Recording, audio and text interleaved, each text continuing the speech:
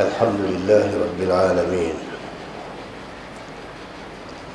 والعاقبة للمتقين ولا عدوان إلا على الظالمين وأشهد أن لا إله إلا الله ولي الصالحين وأشهد أن سيدنا محمدًا عبده ورسوله قائد الغر المحجلين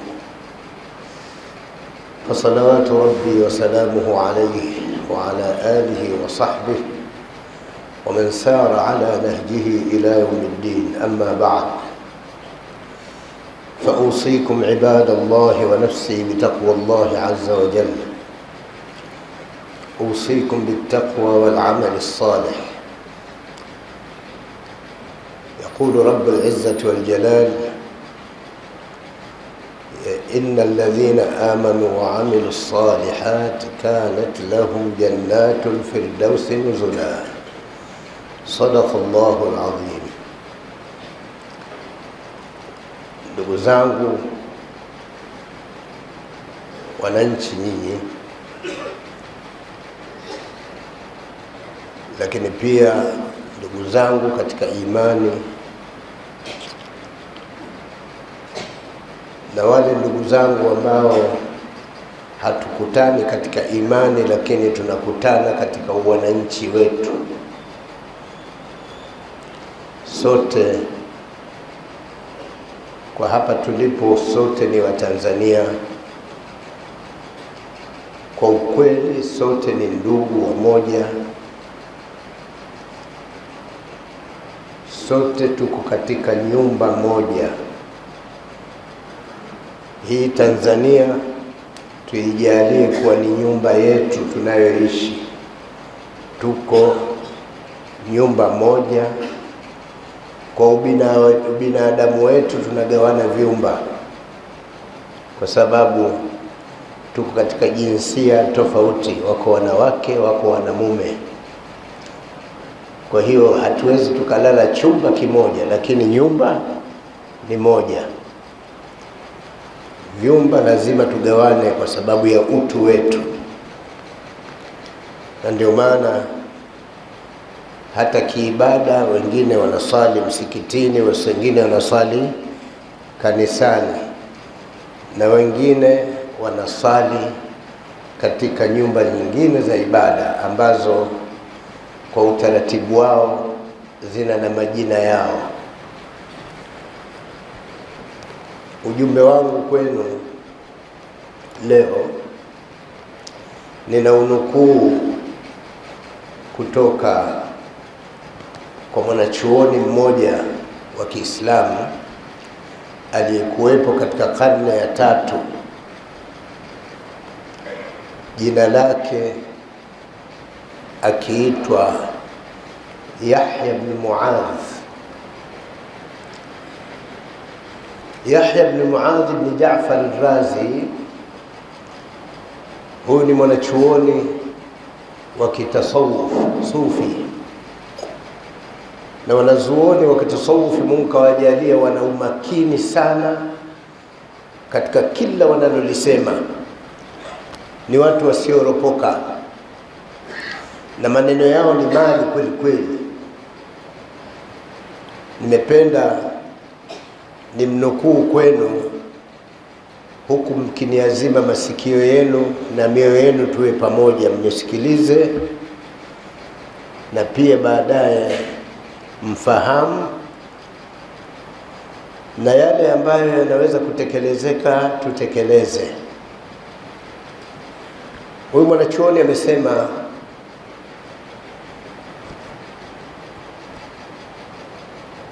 iwe hadhi au fungu la mwenzako kutoka kwako mambo matatu. Fungu la mwenzako kutoka kwako ni mambo matatu. Fungu la mwenzako ambalo wewe unatakiwa umpe kutoka kwako ni mambo matatu.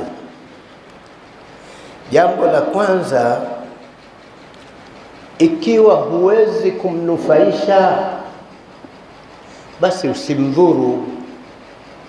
Huna uwezo wa kumnufaisha, usimdhuru, mwache kama alivyo. Hilo moja. Lakini ukiwa huwezi kumfurahisha, usimudhi. Kama huna uwezo wa kumfurahisha, kaa kama ulivyo, usimudhi. Kwa maana ya kwamba usimtukane. Si huna uwezo wa kumfurahisha, basi usimtukane. Hilo la pili. La tatu, ikiwa huwezi kumsifu, haikujii wewe kumsifu, usimshutumu.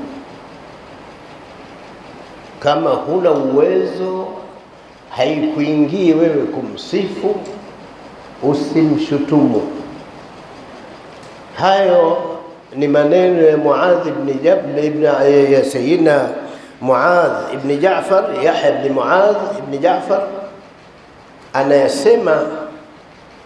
Tafsiri yake ni kwamba watu wanatakiwa wakae baina yao, kila mmoja ajali, awe anajali hisia za mwenzake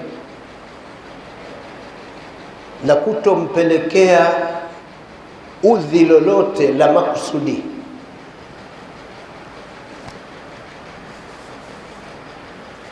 Jamani, jana tumeishi katika tukio adhimu kubwa sana, tukio ambalo kila mwananchi mwenye yuko macho ana akili najua alikuwa analisubiri. Tukio gani? Ni tukio la kukabidhi ile tume iliyoteuliwa na Mheshimiwa Rais wa Jamhuri ya Muungano wa Tanzania Daktari Samia Suluhu Hassan. Jana kupitia tume ile amekabidhiwa ule uchunguzi aliowatuma wachunguze wa matukio yaliyotokea tarehe 29 mwezi ule wa uchaguzi. Nyote mnajua imetokea tukio limesababisha kumwagika roho za watu, kuharibika mali za watu, amani ilitetereka, na tumewahi kuwa na lockdown. Na sisi hapa msikitini ilifikia mahala Ijumaa moja imetushinda kusali hapa. Kwa hiyo watu wamekufa, watu wameumia, watu wamepotea, watu, yani ni jambo la tafrani kweli kweli ambalo limeashiria wazi wazi uvunjifu wa amani na utulivu. Lakini mali za watu, mali za umma, majumba ya watu, majumba ya vyama chomwa moto. Rais akaamua kuunda tume ambayo mimi binafsi lazima niipongeze na niiombee baraka sana. Kwanza ni tume iliyoonekana kuwa ni madhubuti sana, ya watu wenye weledi mkubwa katika kazi zao walizokuwa washawahi kuifanya, lakini na weledi walionao katika kufanya jambo kama lile walilotumwa. Na hatimaye jana wamekabidhi uchunguzi wao. Ninachoomba kutoka kwenu Waislamu, sababu hapa niko msikitini, lakini kwa kuwa viko vyombo vinarusha sauti yangu hii live moja kwa moja, kwa hiyo kila anayenisikia popote alipo ni Mtanzania, ndani ya Tanzania na nje ya Tanzania kwamba baada ya kupokelewa ule uchunguzi tayari uko mikononi mwa rais, na khutba ya rais mmeisikia jana. Kwa wale ambao wanafuatilia, wajibu wetu kuendelea kutulia, kuendelea kumwombea dua rais wetu aweze kufanya yale ambayo yamependekezwa na tume ile kwa ajili ya maslahi ya maisha mema katika nchi yetu. Subira ndiyo inayoleta kheri, lakini mjue kwamba pia sisi wa Tanzania hatutopata nchi nzuri zaidi kuliko Tanzania. Sisi wa Tanzania hatutopata nchi nzuri zaidi kuliko Tanzania, labda tukitoka hapa tukiingia peponi. Peponi ndio kuzuri zaidi, lakini kwa hapa duniani yaonyesha Tanzania ni nzuri zaidi kuliko mahala pengine popote. Kwa nini? Kwa sababu ukienda nchi nyingine huko wakuti wageni wengi, lakini pale Marekani wageni hawatakiwi, wanafukuzwa. Lakini Tanzania hapa wageni wengi na wanafanya shughuli zao kwa uhuru mkubwa, muda wa kuwa hawavunji sheria. Wafanya biashara wanafanya biashara, wajasiria mali wanajasiria mali, wanafanya ujasiria mali, wake kwa waume. Mpaka wakati mwingine mtaa ule pale unamkuta mgeni katoka China anauza maua mkononi, sawa sawa yeye sawa sawa na machinga. Yeye kawekeza kwenye maua, nimeshapata kuona. Yaani hata zile kazi ndogo ndogo za kufanya wananchi wenye kipato kidogo chini wanafanya wageni. Maana yake huo ni uhuru wa hali ya juu sana. Uwezi ukenda katika nchi nyingine yale ya kufanywa na wananchi wa kule uyafanye wewe mgeni, hilo hupati.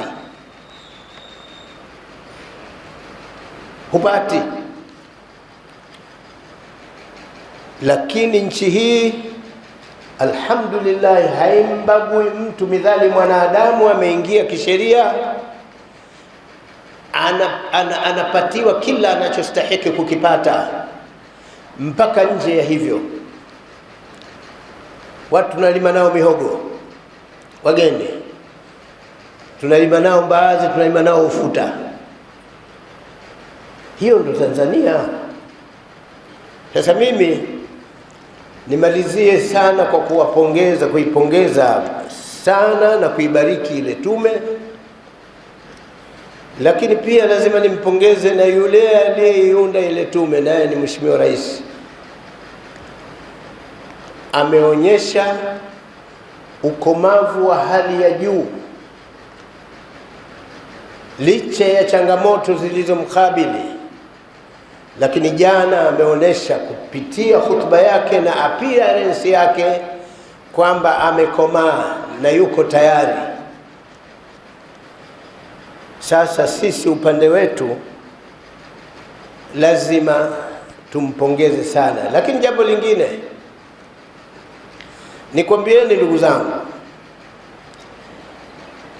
sisi Waislamu tunaye mufti mkuu na shekhe mkuu wa Tanzania yupo. Kwa mujibu wa katiba ya Baraza Kuu la Waislamu Tanzania, yule anaendelea kuwa katika cheo kile mpaka kufa, muda wa kuwa hajavunja taratibu za dini akenda kinyume na Qur'ani na Sunna, ataishi katika cheo kile mpaka Mungu atakapomchukua. Hiyo ndo katiba yetu, na ni nzuri sana kwa mujibu wa dini.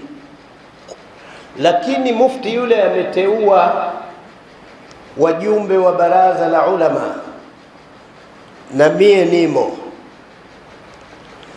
Itakuwa vichekesho, mjumbe wa baraza la ulama anajua huyu mufti mpaka kufa, lakini huyo mjumbe wa baraza la ulama na yeye anafanya mpango kipindi hiki mufti yuko hai, na yeye anafanya mpango awe mufti.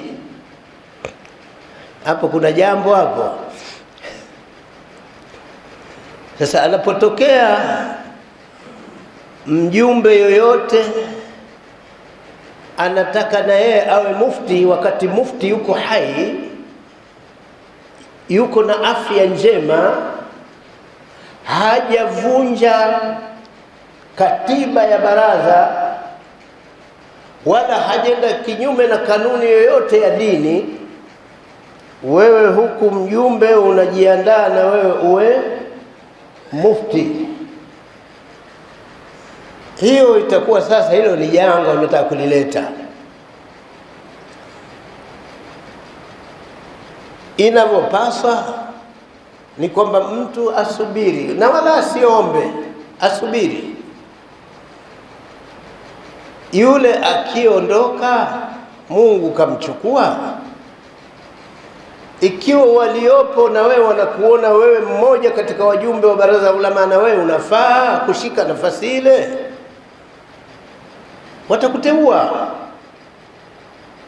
Jiandae kuwa unafaa, si vibaya, lakini usijiandae sasa wewe mufti.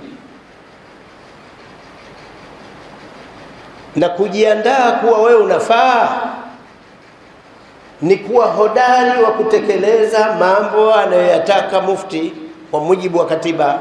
Ukitumwa unakwenda, ukiambiwa acha unaacha,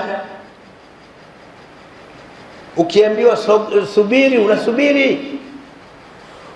Maandalizi kama hayo, kama utajiandaa nayo, unafaa. Lakini ikiwa sasa hivi katika uhai wa huyu na wewe unataka uwe mufti, kusema kweli hiyo unaandaa fujo, unaandaa janga. Hili nalizungumza huku katika dini, na hata nyinyi mlioko katika dunia, katika siasa yenu, hebu igeni huku. Rais yupo, anaendesha vizuri kwa mujibu wa katiba tuliyokubaliana nayo, na hajavunja kanuni yoyote ya uendeshaji wa nchi, hajavunja. Hawezi mtu kutoa ushahidi mahala popote kwamba katiba ya Jamhuri ya Muungano wa Tanzania imevunjwa na rais. Hakuna, hawezi mtu kutoa hilo. Na kwa kuwa bunge lipo linafuatilia kwa ukaribu shughuli zote za serikali na kuielekeza serikali, na serikali inaelekezeka, na ndio maana imefanya haya yanayofanya na kuundwa tume, sijui maridhiano, sijui nini, ili mradi watu tuishi kwa pamoja kwa salama na amani, tuendeleze maendeleo ya nchi yetu. Hilo ndo la umuhimu, na hilo ndilo linalotakiwa wananchi wote sisi tulisimamie hilo. Sisi kwa upande wetu Waislamu tuwe watulivu, kwa sababu yale ya jana yanatuhusu kama yanavyowahusu watu wengine. Tume ile kwa ajili yetu sote, lakini tutulie, na asije mtu akatuambia kwamba twendeni katika maandamano. Maandamano hayafai, hayatusaidia chochote kwenu, kwa sababu maandamano natija yake yameharibu zaidi, hayakutengeneza kitu. Hakuna kilichotengenezeka kwa ajili ya kwa sababu ya maandamano, na hakuna maandamano yaliyotengeneza jambo lolote. Mmeona kule Iran maandamano walioyafanya baadhi ya wananchi wa Iran, wamekaribisha maadui, wamebomoa nchi yao, vunja, kwa sababu maandamano mara nyingi huwa yanatengenezwa na mtu wa nje kwa maslahi yake, lakini anakuremote. Wakati mwingine unajijua, na mara nyingi unakuwa hujijui kwa sababu ya hikma zao na busara zao za kukufanya ufanye wanalotaka. Kocha akishapokea hongo ili timu yake ifungwe, ndio maana vile unaweza ukashuhudilia timu inafungwa magoli 6, timu hiyo mchezaji wake hata mmoja akupewa kadi ya njano. Maana yake wachezaji wote wameridhika na kufungwa, kwa sababu kufungwa kunauma. Sasa na haya yasije huku katika mambo ya kweli. Tusikubali kutumiwa na watu wa nje kwa maslahi yao, na watachokipata hawaturudishii sisi. Tuacheni tuendelee, tutulie, tuwe katika amani na utulivu. Watoto wetu wasome, wajifunze, wajenge nchi yao. Wallahu tabaraka wa taala yaqul wa biqawlihi yahtadi almuhtadun fa idha quri'a alquran fastami'u lahu wa ansitu la'allakum turhamun. Wa qala 'azza min qa'ilin 'alim فإذا قرأت القرآن فاستعذ بالله من الشيطان الرجيم. أعوذ بالله من الشيطان الرجيم. بسم الله الرحمن الرحيم. والعصر إن الإنسان لفي خسر إلا الذين آمنوا وعملوا الصالحات وتواصوا بالحق وتواصوا بالصبر. بارك الله لي ولكم بالقرآن العظيم، ونفعني وإياكم بالآيات والذكر الحكيم. آمركم وإياي بما أمركم الله من طاعته فأطيعوه، وأنهاكم وإياي بما نهى الله عنه من معصيته فلا تعصوه، وأرجو لي ولكم من ثوابه فاسألوه، وأستغفر الله العظيم لي ولكم ولسائر المسلمين من كل ذنب فاستغفروه إنه هو الغفور الرحيم وهو البر الكريم. الحمد لله رب العالمين حمدا يوافي نعمه ويكافئ مزيده، وأشهد أن لا إله إلا الله ولي الصالحين، وأشهد أن سيدنا محمدا عبده ورسوله صلى الله عليه وعلى آله وصحبه ومن سار على نهجه إلى يوم الدين. وبعد، فاتقوا الله عباد الله. Ndugu zangu, Tanzania nzuri sana. Jana nilikuwa nazungumza na rafiki yangu mmoja yule pale, yule anaitwa Hashim. Yule ni Masri, yule pale ni Masri, raia wa Misri. Kaja hapa maskini, anakaa hapo mtaa wa Livingstone. Nimeongea naye hapa, na mwalimu unafanya kazi gani? Napenda kuona msikitini. Anasema mimi nafanya biashara, naleta biashara kutoka Misri naleta hapa. Sasa mimi kifikiri Misri namna ilivyoendelea, lakini mtu katoka huko kaja kwa hapa anafanya biashara, analeta vitu. Hiyo maana yake ni kwamba Tanzania kuna amani na utulivu na hivi na hivi. Rubana ndio maana anakuja hapa. Pangalikuwa kimewaka, huyo angekuja. Jana usiku nimeongea naye. Yaani mimi kama Mtanzania ninamwambia kwa lugha yake anayojua, marhaban bik fi Tanzania, baladul amni wal aman وبلد الرخاء، وهي كنانة كما في مصر هي كنانة وتنزانيا كنانة. مرحبا وسهلا، أهلا وسهلا، حللت سهلا. Kwa hiyo mwenye kishajua, na nyinyi wandengereko na kuacheni kama hivyo mlivyo, shauri yenu. Ilibidi nyinyi wote mjue Kiarabu. Lakini Waarabu walipokuja walishughulika na mengine, hawakufundisheni Kiarabu, wamenifundisha mimi mtu wa Rufiji. Alhamdulillah, mimi naongea Kiarabu. Lakini jamani, nahimiza kwamba hakuna mbadala wa amani, hakuna mbadala wa amani. Mimi nikikwambia niliomo msikitini, yeye mtacheka. Unaona hivyo? Amani na utulivu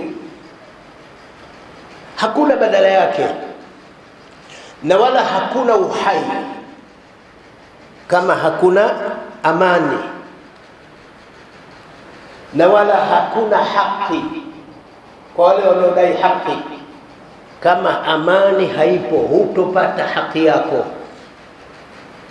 wala kukiwa na nguvu huwezi kuichukua. Midhali hakuna amani, maana mwingine si anachukua haki kwa nguvu, basi hutoichukua midhali hakuna amani. Kwa hiyo jamani, wakati mwingine mnaweza mkalaumu sana kama huyu bwana atuambii kuingia peponi. Peponi kwanza tuwe na amani, hapa ndio tutapata pepo huko. Makabisizi kuzungumza pepo, hatutoingia peponi kama hapa hatukujenga amani ambayo itatuwezesha kufanya mambo ya kuingia peponi. Tunataka kwenda hija, huu mfungo pili watu karibu wanataka kwenda hija. Kama hakuna amani kule, watu hawawezi kuhiji. Watu sijiandikisha kwenda hija.